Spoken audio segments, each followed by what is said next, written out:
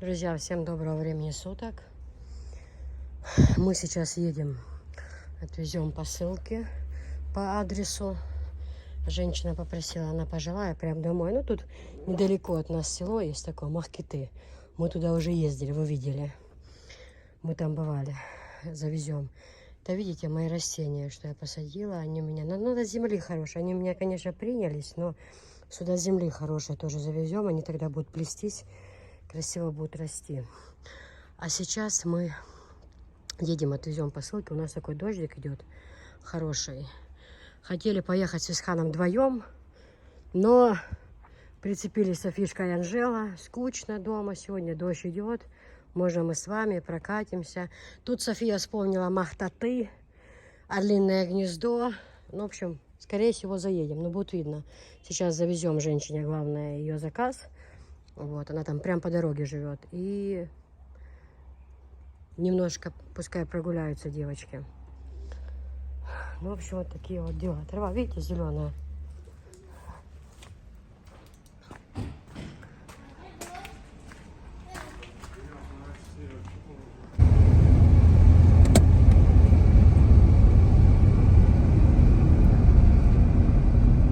Дождик прошел, друзья. Посмотрите, с гор какой идет туман.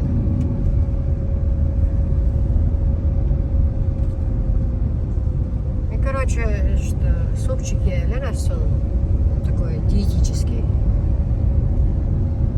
Ой, чудес на обратном пути. Это ягодец, орес, сахар, вообще инзаре. Садок дед просто союлом цейра до того степени.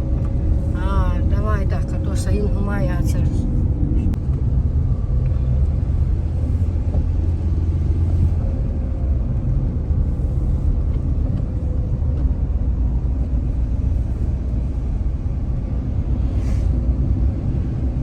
Пока что введено такое серое, самое такое некрасивое время года вот сейчас. Ну, пройдет, тогда уже солнце. Жди. Жди, я вернусь, да? Хотя нельзя так говорить, конечно, на погоду, на природу. Но просто тогда вообще очень красиво бывает, когда расцветают деревья. Просто становится реально другой мир. Когда в снегу все красиво, осень красивая, потому что деревья, деревья бывают разных цветов. Это реально красиво смотрится. Вот. Но сейчас такая пора, когда уже снег растаял и еще все не позеленело, как-то так скучно, серо, дождик идет. Ну ничего, альхамдулилла, лишь бы было здоровье. Сейчас посылки отвезем, самое главное. Женщина в возрасте, она моя подписчица давно, это уже не первый раз она у меня заказывает.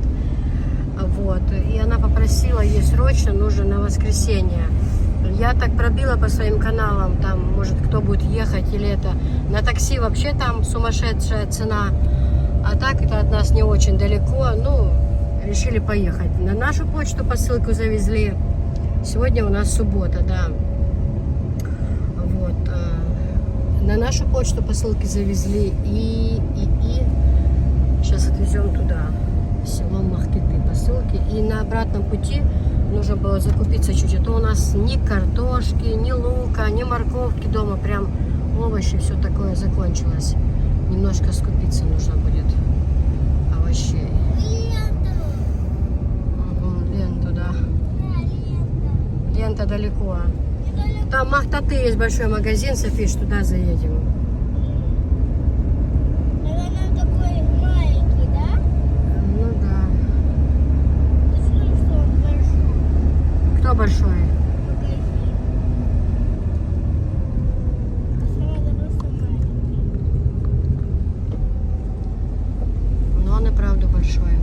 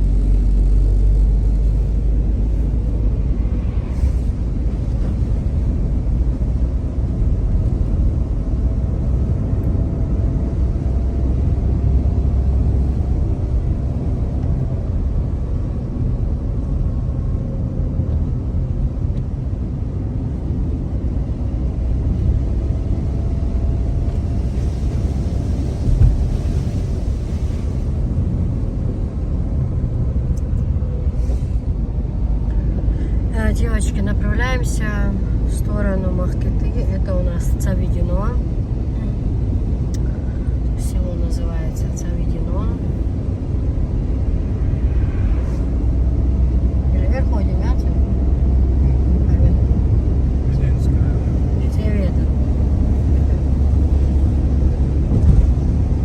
Ага, я кузаш, цвет наш, ваш, цвет.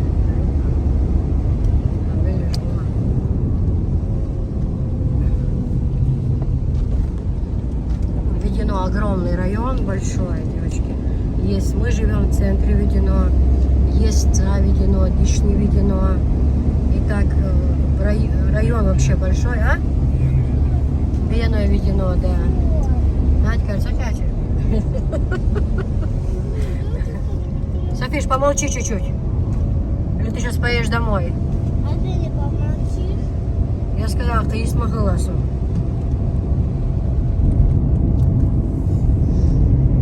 Вот, потом дальше у нас идет Листанжи, да?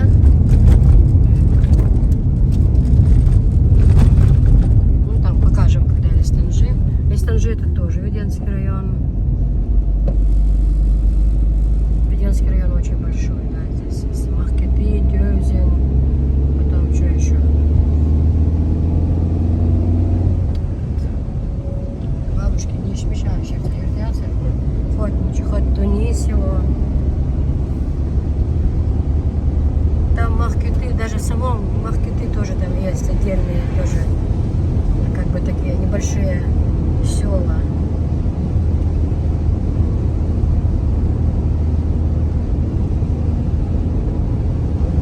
Я говорю, даже в горных районах, да, вот далеко в горах, какая отличная погода. Ой, погода, говорю, дорога. Хороший асфальт вообще.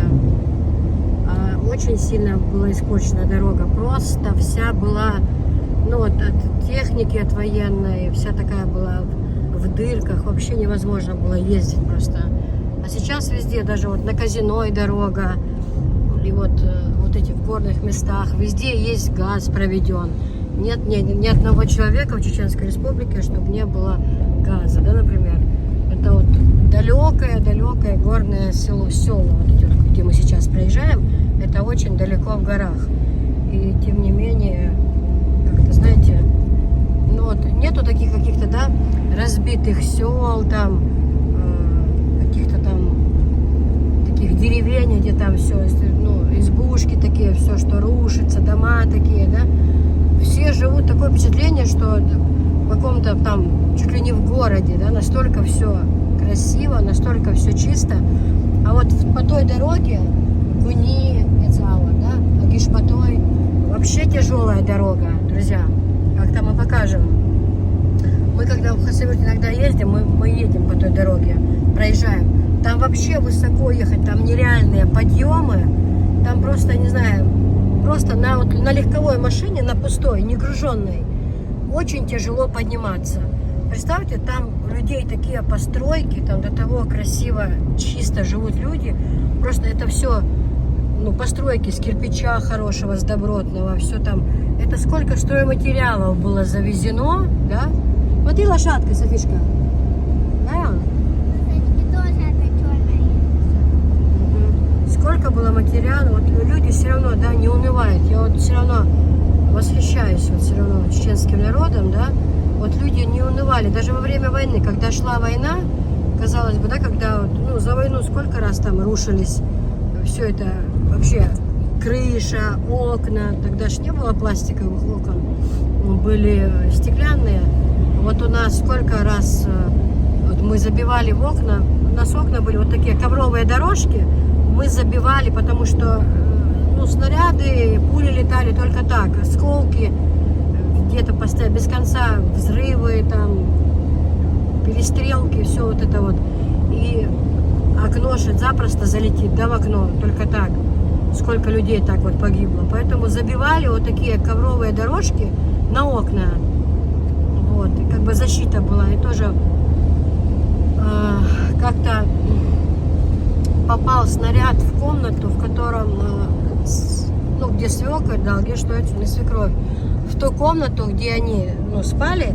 И за счет того, что вот с задней стороны, где у нас навес, оттуда прилетело, да, и как там получилось, на стенах были прибиты ковры, и с одной стороны, и с другой, раньше ж ковры вешали на стены, вот, и вот они спали ночью, да, свободно, только так, да, вот, просто не проснулись бы, да, вот только так, а пули застряли в коврах, да, вот, утром проснулись, ну или не проснулись, там какой там сон, когда включили свет, когда все это увидели, в коврах, да, вот такие прям порватые, ну застряли там пули, да, вот прям вот такие вот дырки были, да, вот все ковры были, а там дедушка спал на другой кровати, бабушка, вот в Элистанджи мы заехали, здесь тоже, ой, здесь вообще что творилось, это ужас, Элистанджи вообще, я как-то рассказывала вам случай, помните, кто меня давно смотрит, я еще раз повторю, был такой случай, что, ну, когда были военные действия, как сказать, ну, где-то было поспокойнее, да, где-то были сильные шли, где-то были так чуть спокойнее становилось, вот так. И люди, вот все ж друг другу родня, все дальние родственники, близкие родственники, вот, где чуть поспокойнее, люди уезжали там в другие села. И вот с Элистанджи, вот с этого села, тоже семья одна, ну, в общем, сын и жена и 4 детей, они уехали туда, с Горного, с этого района, на равнину. Там они находились. Ну, то, что дети маленькие. Вот. А потом там, куда они уехали, тоже стало очень опасно. Очень стало опасно. И жена попросила мужа, чтобы вернуться сюда, в Элистанджи. Он сказал, нет, ни в какую, типа, я не буду бегать. Я, типа, мужчина, оттуда убежал. Теперь оттуда бежать, где мне положено, где мой срок истечет, там я и умру. Типа от смерти не уйти все равно. Ты, если хочешь, с детьми езжай, я отсюда уже все, никуда не поеду. Она взяла своих детей, приехала вот сюда, в Элистанджи, к свекрови своей, домой приехали они. И когда она приехала, зашла она с детьми, ее свекровь очень удивилась и так поругала ее даже. Говорит, почему ты приехала и моего сына там вы оставили?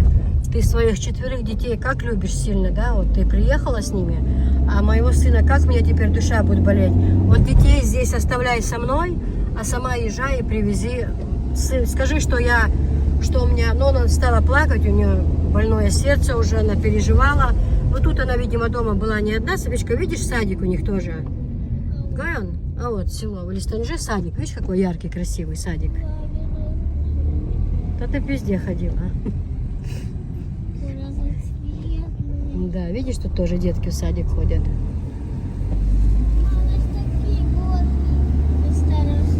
Хорошо. Да, я расскажу людечкам. И она говорит, скажи, что у меня очень сильно болит сердце, что я плачу. Без него, короче, не возвращайся. Детей оставляй здесь, а сама езжай за моим сыном. Она так и сделала. Поехала, сказала, твоя мать сильно плачет, меня поругала. А здесь для любого мужчины в Чечне, который вообще считает себя мужчиной, если он считает, для него слово матери это закон. И чем старше мужчина, тем больше он это понимает, и тем больше у него любовь к матери, потому что он начинает взрослеть и ценить матерей и вообще. Чем старше мужчина, тем больше, ну вообще здесь такое воспитание, что с 7, с 8 лет, с 14, с 20 очень сильно уважают матерей, слово матери это закон, да, ну, чтобы мать не волновалась, тем более после этих 2 войн вообще у всех с нервами, со здоровьем не в порядке.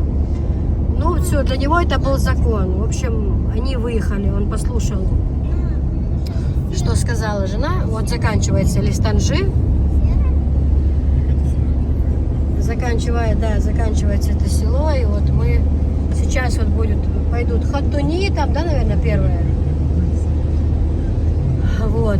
Анжела, помнишь, у вас, когда в школе ездили экзамены сдавать? Да, в школу у них же, когда были ЕГЭ экзамены, их возили, ну, меняли, чтобы в своей школе не сдавали. Я говорю, чтобы в своей школе не сдавали, возили в другие школы. И вот в Махкете они сдавали экзамены, а вот здесь, на этом поле, остановилась, ну, чуть дальше, «Газель», и устроили танцы, тогда ребята сдали, все были очень рады, и некоторые мамочки тоже, я тоже была с ними, с детками ездила. В общем, была веселая такая атмосфера, да, Анжела? Танцы устроили, как Анжела сказала, лоханулись.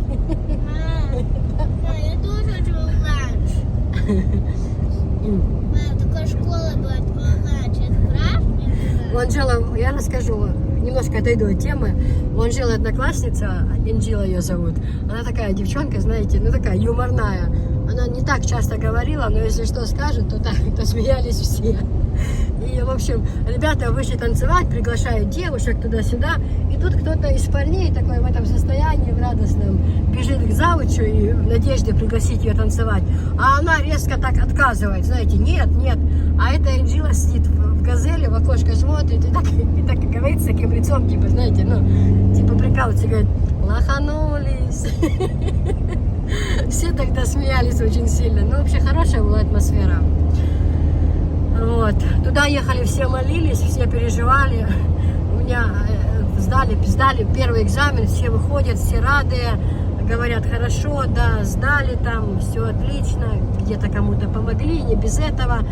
Вот. А накануне переживали, мы пришли к Амате, и Амат, сын, он одноклассник Анжелы был, ну, параллельный класс учились. Я переживаю.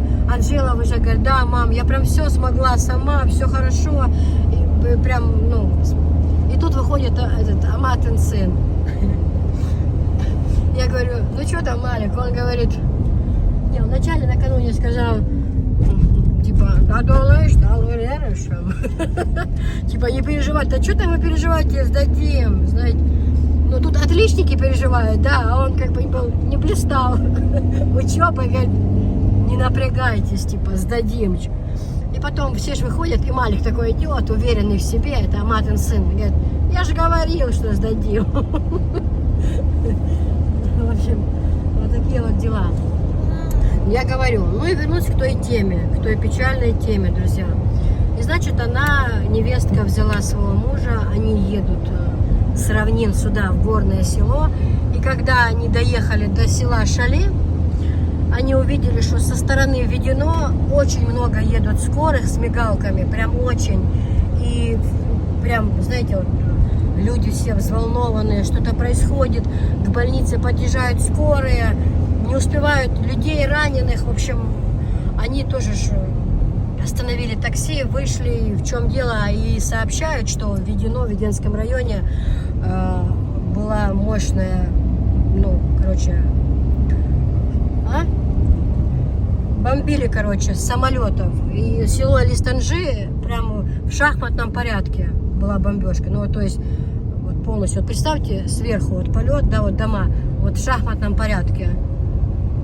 Очень много, просто, я не знаю, сколько много погибло людей, просто это не передать словами. Но они сразу побежали туда, к скорым, в больницу, ну так, не нашли они своих, не нашли они там. Среди раненых это еще больше их взволновало, то есть получается, что убитые, да, но раненых-то привезли, а не раненых уже зачем везти, да, типа, ну, запереживались, но они быстро наведено, бегом сюда, в Листанжи, что мы с вами сейчас проехали. И когда они, представьте, их ощущения, мне всегда хочется плакать. В этот момент у меня просто этому нет объяснения вообще. И когда они подъехали, ну, к своему дому, в котором осталась мать и 4 детей, от этого дома просто яма. Вот просто яма. Прямое попадание. И мать, и 4 детей, все остались там. Говорят, у этой женщины, ну, очень сильно с психикой проблемы были. Ее там несколько дней не могли остановить с кладбища, ее забрать вообще. По-моему, эта семья уехали за границу навсегда. Они не смогли уже здесь оставаться. Но просто элементарно даже вот похоронить, да, что-то собрать, да, даже если человек просто там, если человека убили, там хотя бы просто взять его, похоронить, да, как бы это ни было больно, но ты понимаешь, ты уже похоронил человека, да, ну как-то. А то, когда даже хоронить нечего, 4 детей и мать, просто в один день, это только вот хатуни, закончились, началось Тёзин. Вот с этого села моя свекровь родом. Она с вот этого села, в которое мы сейчас заехали. Это тоже Веденский район. Представьте, это только одна семья, а таких тысячи. Этому вообще нет объяснения. Я обещала не возвращаться к этим темам, не возвращаться к этой агрессии. Она никогда во мне не умрет, но я не буду об этом говорить. Не буду я об этом говорить, но этому нет объяснения. Объяснить эти эмоции, объяснить то состояние. Мы, бывает, переживаем, люди, бывает, переживают, что там посылка не пришла. У некоторых хватает инфаркт, кто, допустим, заказал 5 пледов, 5 наборов комплектов с одеялом, а получили 4. Реально есть моменты, где у людей хватает инфаркт. Это настолько, я считаю, это люди, которые совсем не верят в Бога, у которых совершенно не верят в Бога. Это те люди. Пришла посылка, и там, или потерялась, или не дослали, но это все решаемо. Что такое 1 комплект постельного, да? А люди семьи потеряли полностью. То же самое, что в Турции происходит. Накрыло, сколько погибло людей. Разве можно так реагировать ради какого-то пледа или ради какого-то там набора светофор? Или это все решаемо, пока мы живы. Это даже не обсуждается. У меня просто нет слов. Вот мы въезжаем в Махкиты, село. Еще Селимтёзин, да, я же хотела, пыталась вспомнить. Вот. Здесь в Селимтёзин нужно, то есть, отдать эту посылку.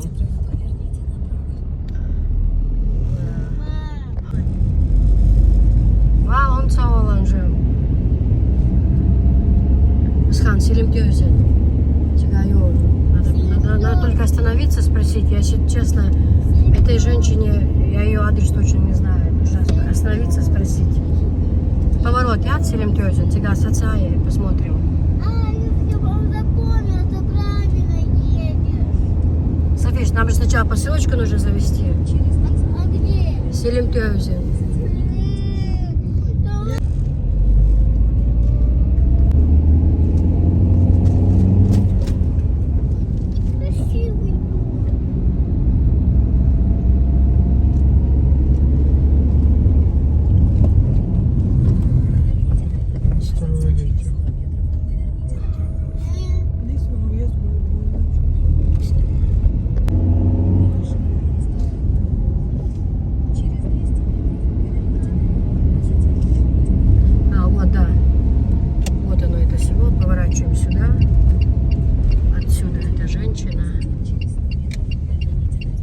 До конца она сказала на улице и потом на левой стороне.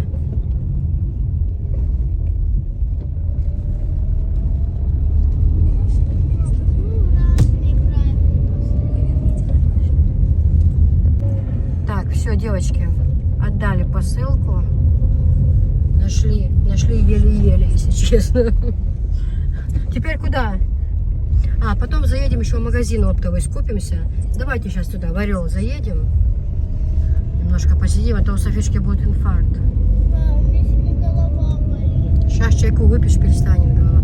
Какое красивое село вот это вот.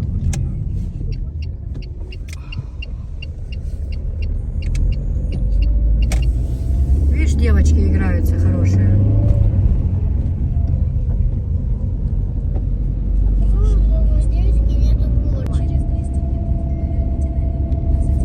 Вот Хазан, моя старшая медсестра, она родом с этого села. Мы же тогда встретились с ней здесь. Здесь вот этот еще есть, как его, напротив базы. Оздоровительный центр вот этот. Что, где Гуяра жил, помнишь? Нет, напротив него-то оздоровительный. Туда мы тоже женщине посылку привозили в прошлом году. Как она сейчас у меня получит? Я говорю, в горах находится село, девочки, села вот эти, очень далеко от равнины, очень далеко. Смотрите, нету нету заброшенных мест вообще. Вон тоже садик, Софишка, с левой стороны. Каких-то плохих дорог.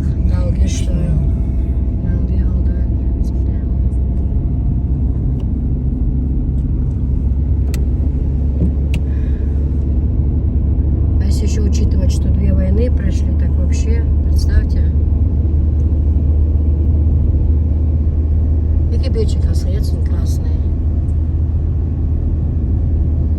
Мы муравьев увидели.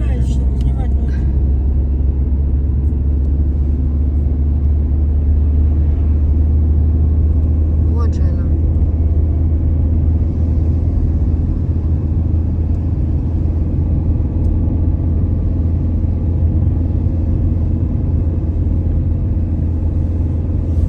Бедная женщина говорит, на чай заходите. Заходите на чай, киса. Я думала, вы после так дети. Я говорю, нет.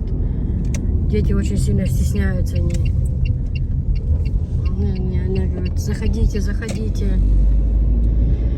Ой. Такие моменты мне всегда неудобно. Человек ждал, может, женщина готовилась.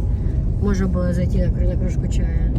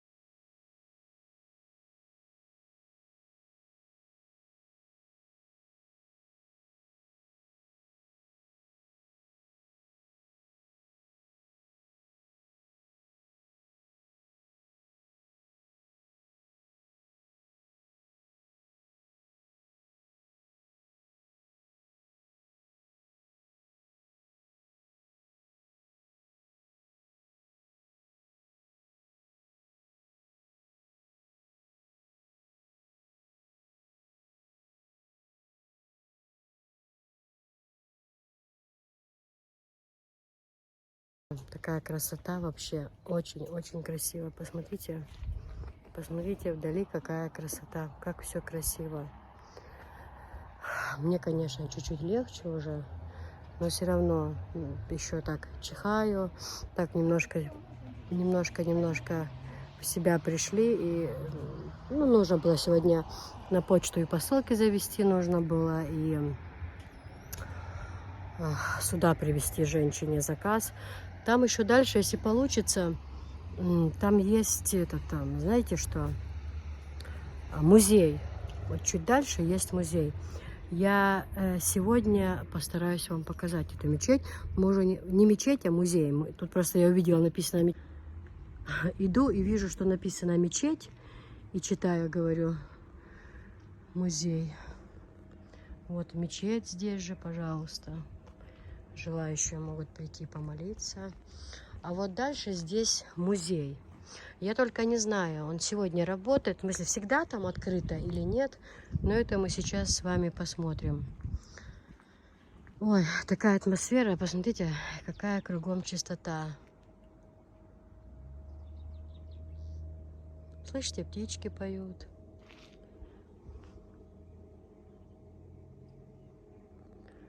Машалла, как красиво. В каком месте мы живем? Просто, я не знаю.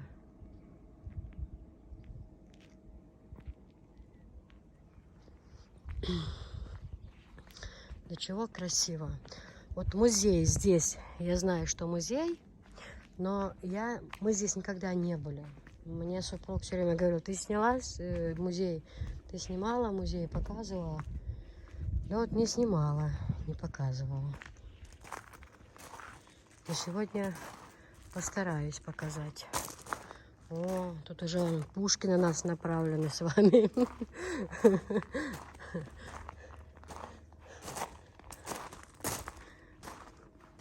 Машины старые.